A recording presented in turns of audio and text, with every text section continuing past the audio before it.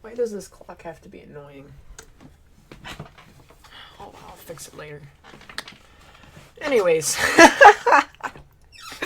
Good morning, good afternoon, and good evening, YouTube. I am your host, Weather Analyst N8, and today I will be talking about the tropics, as well as the temperatures and forecasts for the heartland of the US, as well as potentially Hawaii when it comes to tropics. So, first things first, tropics. Where has it been? Completely honest with you, it's all kind of died. There has not been any areas favorable of development when it comes to the extremes. So, as of right now, no tropical storms, no hurricanes, no named storms within the Eastern Pacific and the Atlantic. However, that is bound to change very soon. As a matter of fact, we're watching, or when I mean we, I mean I'm watching a potential area of development, not only in the Pacific, because stuff always happens in the Pacific, but also in the Atlantic.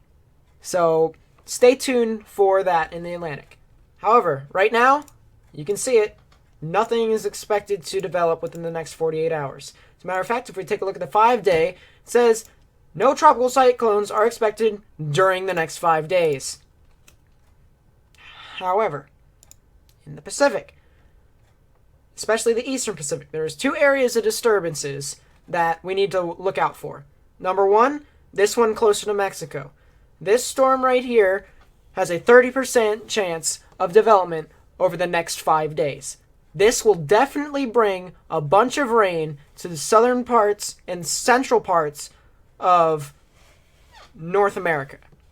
This over here, however, has a very small chance of development. Before it looked like it was going to be promising, turning into some sort of tropical storm. Now it does not have any sort of potential other than possibly bringing rain to Hawaii. These both have a 10% chance in 48 hours, as well as within 5 days.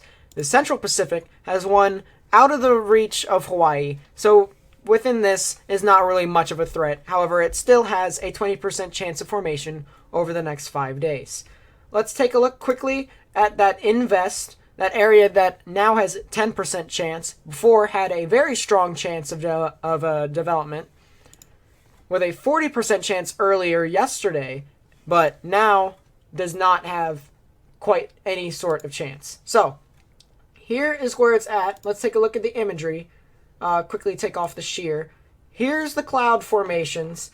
You can see a bit of these bands, but this area right here is mainly clear. Why? Because of all sorts of things that are happening right now.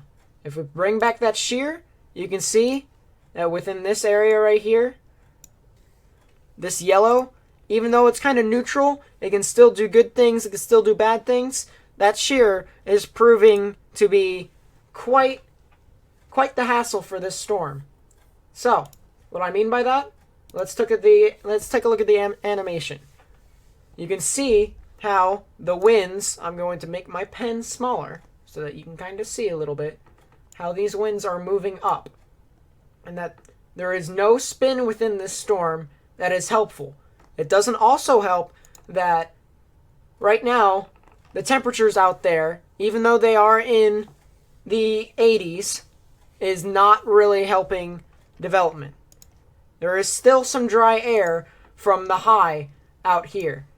And if we take a look back at the shear, you can see that within that, how the shear dips in, and actually I may want to make my pen larger, how the shear dips in, it's bringing all of that dry air into the direction of this storm. So, convection is not too favorable with this. However, we still need to keep an eye on it, as it still could produce potential rain for Hawaii. Now, when it comes to it possibly hitting Hawaii, let's take a look at the Central Pacific region for the GFS. The GFS says that, oh, there it is again, potential development, but then it moves off as a more broad area of rain and then impacts the northern Hawaiian Islands, or the northern parts of the Hawaiian Islands.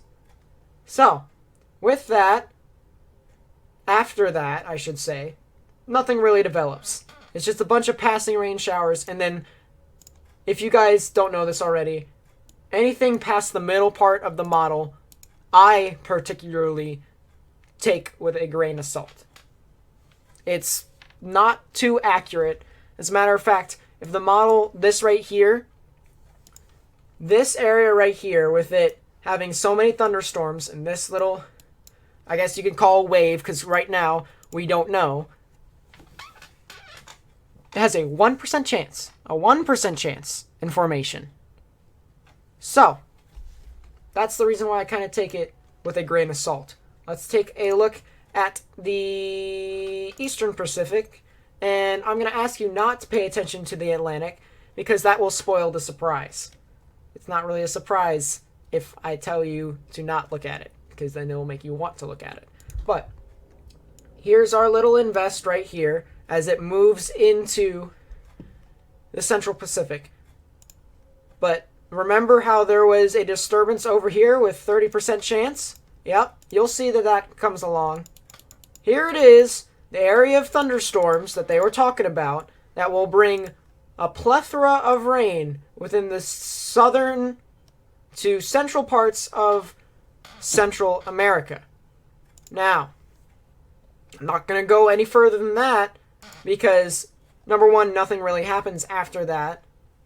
And two, it'll spoil the surprise. So, quickly, let's take a look at the overview of the Northern Atlantic. Here is what's happening right now. You've got dual highs over central parts of the Atlantic. You have a stationary boundary that you've probably heard from other places that is stationed over the heartland of the South. Now, there was an area of development that people were focusing on within the Gulf, the northern parts of the Gulf. However, the boundary has not reached the Gulf and is not expecting to reach to the Gulf at any point. So that chance of development has now diminished.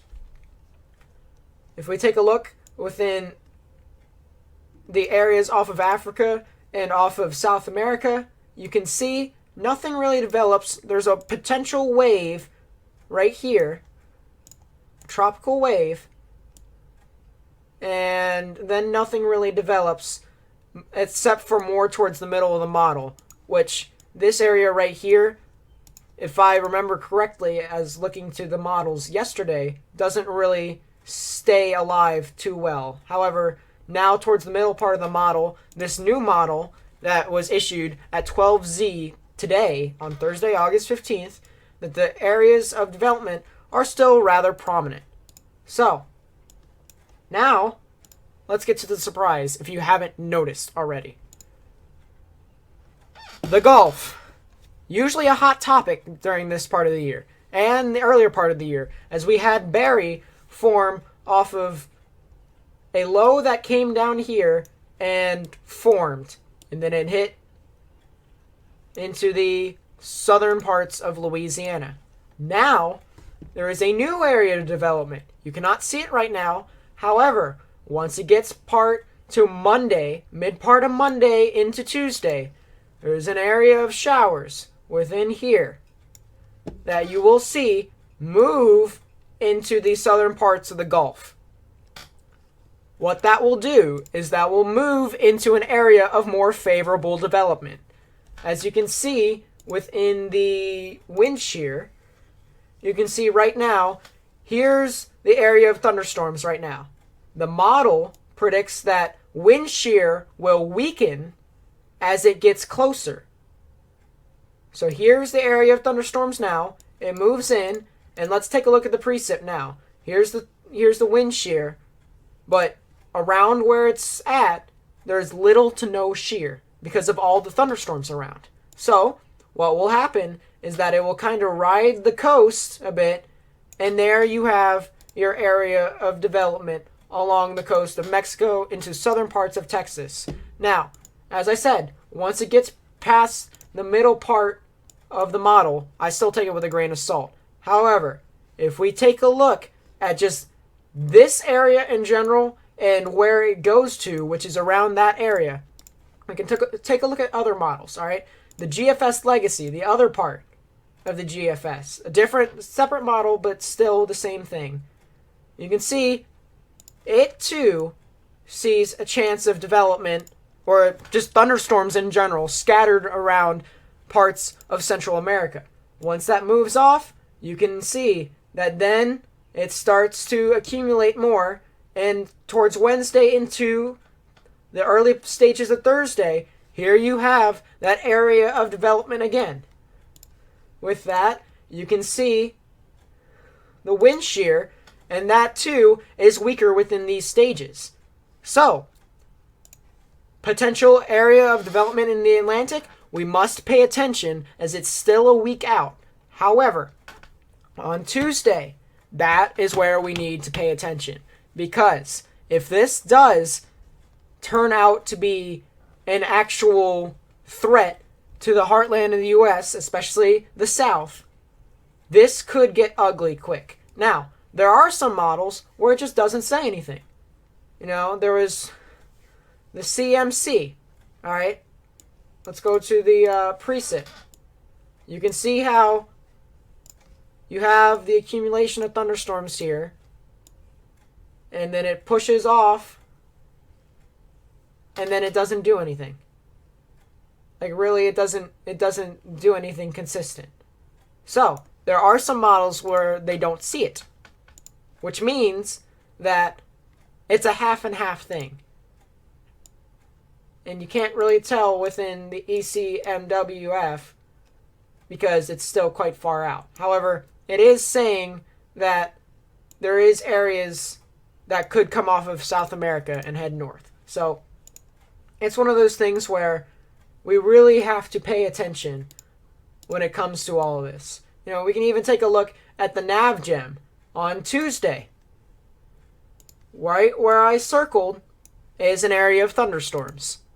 So, the models, most of the models are consistent that there is an area of thunderstorms that will develop just to the south of Cuba and just to the east of Central America and Mexico. What happens afterwards, it's still conflicted because it's a little too far out to know. However, I will personally keep an eye on this. And if you tune into my live streams, you might see the other models as to what could happen with this, as well as the updates to the current models that say there is an area of thunderstorms within this general region. So, with that, now let's take a look at the temperatures for the U.S. Let's go to the mainland. And let's go to thermodynamics. I gotta find the nicest model here. Well, actually, let's take a look at the GFS for now, because we can. GFS is one of the more consistent models. So, here we have today. This is today at like 8. Actually, this is not today at 8. This is Monday, August 12th. This is weird. Alright, well, here's today. This is today at 8. It is saying that there will be a plethora of heat within the south, as well as southern parts of California, as well as much parts of California, actually. Arizona, typical areas in the desert that have usually hot weather. Now, if we look more into the future, here is tomorrow. A little bit better when it comes to the temperatures, but still around the same area. The north is cooling off a little bit for now. Tomorrow it's supposed to be a bit cooler. Now, when it comes to the next day, Saturday, it starts to surge the heat up. We start to see a bit of a warm-up when it comes to the central parts of the East Coast. Good news, cold pocket that is developing over Montana, North Dakota, South Dakota, and northern parts of Wyoming on Saturday. We can also see that the temperatures start to decrease in California. So, with that, the next day, says that, look, the cold pocket now starts to reach the southern parts of Minnesota and the northern parts of Wisconsin. It's became more widespread. However, as I said, the Northeast starts to heat up. One thing about this, though, is that, look here. Look here in the northern parts of Florida, into parts of Jacksonville, Savannah. That area gets a little cool off. Reason being is because there's that stationary boundary. It's still there. It won't go away for a little bit. I almost said a will bit. Taking my inner Looney Tunes. California starts to see a cool down. Take a look at that. Washington, Oregon, and Idaho get a cool down. Practically, there is cool downs in the east parts, well, not the east parts, the west parts of the U.S. Oh, look at that. And that's in the latter parts of Saturday, or Friday, I should say. The latter parts of Friday say that it is intense heat. Intense heat. Very much so intense heat. But then going into Monday, it starts to kind of, it still heats up within the east part. Then you can still see that it kind of cools off more towards the northern plains. So, if we continue to go on, we can see the heat returns. Surge of heat up, and it goes back into South Dakota, Nebraska, eastern parts of Wyoming, as well as the heat continues in the East Coast. Still, we have that boundary that is providing cool weather for parts of western to northern parts of Florida. Quite interesting, because you'd think that because it's the Sunshine State, say words correctly, Sunshine State, it would get a lot more sunshine and heat. Nope, this boundary stays there. Quite interesting. You can also see that when it comes to Tuesday, it gets a little bit cooler for California, particularly the Bay Area, but it still is relatively hot. As a matter of fact, all these areas right here is relatively hot. Central Plains, actually, specifically the Plains. The Plains get really hot. Texas gets really hot, as usual. So, nothing new with that. But then, as I said, once we get closer to the center part of the model, I take it with a grain of salt. But there is a slight cool-off. A slight cool-off. Maybe because it's storms, which would be good at this point, because an entire weekend of heat you do not want to deal with, especially since most people got to go back into school and say your air conditioning is dead. Now you've got intense heat if you're part of the East Coast. That's a problem too. But much areas of here, as you can see, the boundary starts to go away and heat starts to return more toward the northern parts of Florida. But there's a bit of a cool-off when it comes to the Appalachians. So, with that, the next day, we can actually take a look quickly at what's happening in the west. And you can see the heat starts to kind of return towards the western parts of the U.S. So, with that, we'll take a look at the next day. This is around noon for the Eastern Standard Time. Cool off begins.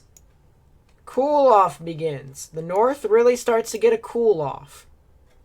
However, the south, specifically the southern plains and the heartland of the south, do not get a cool off. When will they get a cool off? At this point, we don't know until the further models. But still quite hot. Look at that wow, look at that in the desert right there. What in the world? That's a highlighter. We're doing it live. Look at that. That area has 114 degrees. If we take a look at the sounding real quick, 114 degrees. That is insane. That is extremely hot. Areas in the desert obviously need to get water.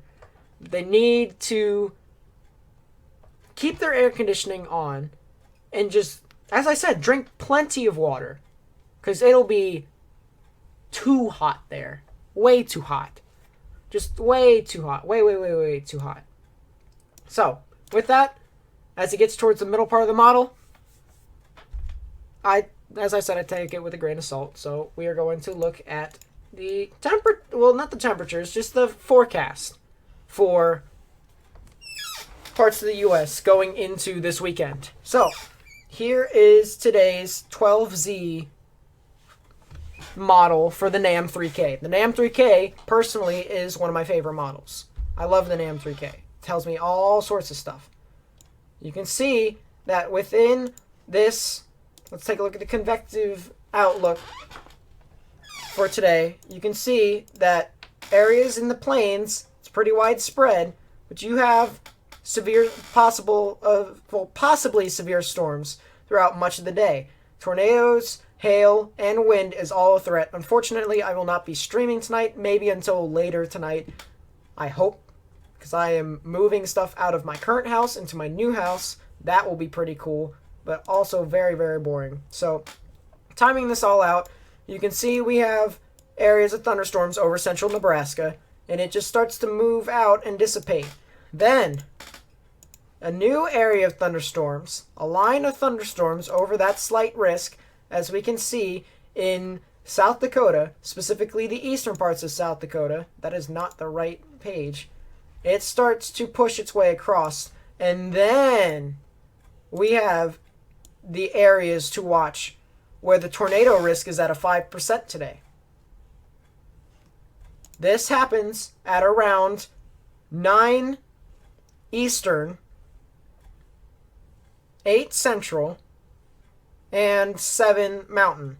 So I might be able to get this on stream. Who knows? We don't know at this point. But with that, then you have some extra areas of thunderstorms within that small slight risk over here towards the western parts of Nebraska. But then this line tends to form more into a lot, like just more of a bow echo. But if we back it up just a little bit, back it up, we can see areas, small areas of thunderstorms spread across over Pennsylvania and New York. This is around 3. This is around 3 o'clock Eastern Time. As that pushes off towards 9 tonight, it starts to dissipate and push further south, really. So, with that, the areas designated by the Storm Prediction Center is pretty widespread today. You know, you have the East Coast and you have the Central Plains. Now, when it comes to tomorrow, we can take a look at the convective outlook for that, and we can read the discussion a little bit later.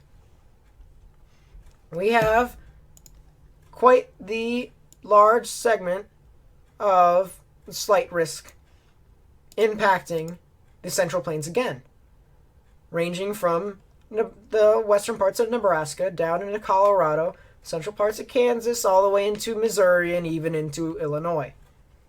That will look like this. So, what will happen? Areas of storms will begin to produce within the western parts of Colorado, like we've seen for almost the entire week.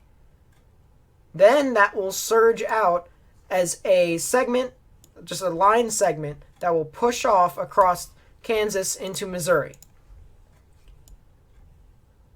That will then form into a huge area of thunderstorms spread across, and mainly damaging winds towards the end of this. Damaging winds, maybe some small hail, will be the greatest threat. However, when stuff usually blows up, and when I mean blows up, I mean forms in the beginning, this area over here towards Colorado, Nebraska, and Kansas have the greatest threat of tornadoes. So, with that, we can see it pushes off, and another line forms as if we take a look into the day 3 outlook, even though the marginal risk is quite widespread, you can see the line form across and could push out into that area of Minnesota. So continuing, this is the end of the NAM 3K. I know, only just 2 days, but this thing is consistent. GFS takes off where it is, just doesn't have as many cool stuff. That line is still there, right? That pushes off, and areas of thunderstorms really produce over central parts of the plains, as well as parts of central Illinois and Indiana. With that, then the areas of rain mainly focus to parts of the south, and actually, that's really it. Parts of the south get into the action, and then later into the later parts of Monday into Tuesday, a widespread area of storms are possible within the central parts of the East Coast into the Ohio Valley. Now, with that, there's another, and as I said, it gets closer to the central part of the model. We start to see a surge of thunderstorms into Wednesday that go across Michigan, northern parts of Indiana, and push into the Ohio Valley into the East Coast. So, with that comes another risk of wind. Wind is always a big threat after storms start to congeal. What I mean by that is once it all forms into a line or a bow echo or whatever it may be, as long as it's all connected. If you see, areas where it's individual cells, individual storms, they have the greater risks in producing tornadoes. So, basic overview of what today's video is about. Possible development in the Atlantic that could form into the mid stages of next week. Possible development in the Pacific. Actually, we can look over Pacific real quick. Real quick. Because didn't really want to spoil the surprise. So now we can take a look. As you can see, there's another area, a small area of development within here. However, that kind of stalls out into just itself for a little bit, and then it goes past the model. So, as I said, really doesn't do anything. It's just possible area of development within the center. So, as I said, possible area in the Atlantic, possible area in the Pacific, possible rain in Hawaii, affected by Invest 94E, heat surge in the northwest, as well as the south and the southern parts of the west, and possible severe threats and tornado threats for most parts of today, tomorrow, and possibly into this weekend. So, if you guys have any questions, feel free to put them in the comments below. Feel free to subscribe and share this with others, as this is my first video, so I'm kind of feeling myself out. Haven't really, prepared myself too much. Actually, I took a few takes and they didn't really go out so well. But, I didn't really have a plan going into this video besides make a video before 3. And right now, as you can see at the bottom right hand of your corner, it's 2:30. So I gotta start moving stuff at around 3. Lucky me. So anyways, comments, concerns, questions, comments down below. Like, share, subscribe, as it do. I do appreciate everything that you've done for me. Like lately, we had a video that went over 120 views. That was insane. I appreciate that so much. And yeah, guys, I hope you guys enjoy. Feel free to check out my live streams as I do them almost every single day. And I will see you guys next time. Peace.